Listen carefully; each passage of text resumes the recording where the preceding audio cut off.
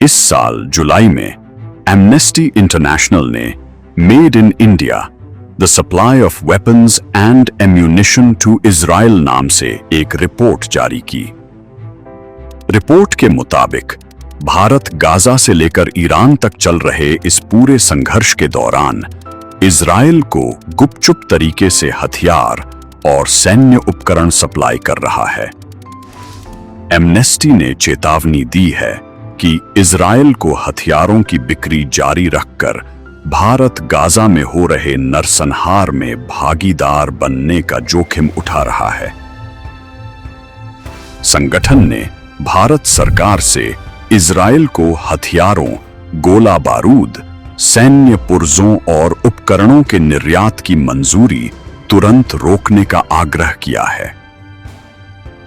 Report में कहा गया है कि एमनेस्टी ने 7 अक्टूबर 2023 से 30 नवंबर 2025 के बीच भारत से इजराइल भेजे गए हथियारों, गोला बारूद, सैन्य पुर्जों और उपकरणों की लगभग 3000 बड़ी खेपों का विश्लेषण किया है।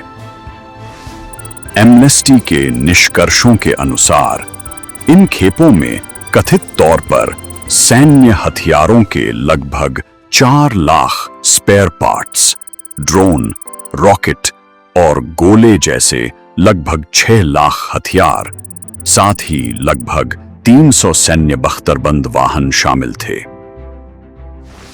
एमनेस्टी का तर्क है कि अंतर्राष्ट्रीय न्यायालय द्वारा गाजा में नरसंहार के संभावित जोखिम की बात मानने और अन्य अंतर्राष्ट्रीय कानूनी चेतावनियां जारी होने के बाद हथियारों का कोई भी निरंतर ट्रांसफर भारत और इसमें शामिल कंपनियों को नरसंहार और अंतर्राष्ट्रीय कानून के अन्य गंभीर उल्लंघनों में संलिप्तता के आरोपों के दायरे में ला सकता है।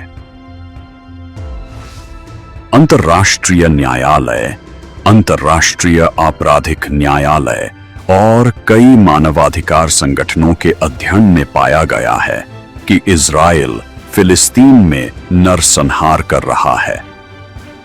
लेकिन संयुक्त राज्य America, United Kingdom, Italy, Germany, Austria, चेक गणराज्य, हंगरी, पराग्वे, फिजी और कनाडा ने नरसंहार के आरोपों को स्पष्ट रूप से खारिज कर दिया है। अमेरिका ने अंतर्राष्ट्रीय न्यायालय के खिलाफ भी कार्रवाई की है और इजराइल से जुड़े फैसलों के लिए उसके जजों के खिलाफ भी कदम उठाए हैं। प्रधानमंत्री नरेंद्र मोदी के नेतृत्व में भारत ने भी इसे नरसंहार मानने से इनकार कर दिया है और इस नरसंहार की राह पर इजराइल के साथ मजबूती से खड़ा रहा है।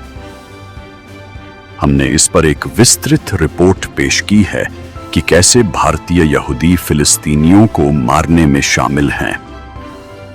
हमने एक और रिपोर्ट पेश की है कि कैसे भारतीय यहूदी भी वेस्ट बैंक और गाजा में बस गए हैं और फिलिस्तीनी जमीनों पर कब्जा कर रहे हैं। तमाम अंतर्राष्ट्रीय चेतावनियों के बावजूद भारत इजराइल को अपने हथियारों का निर्यात जारी रखे हुए है।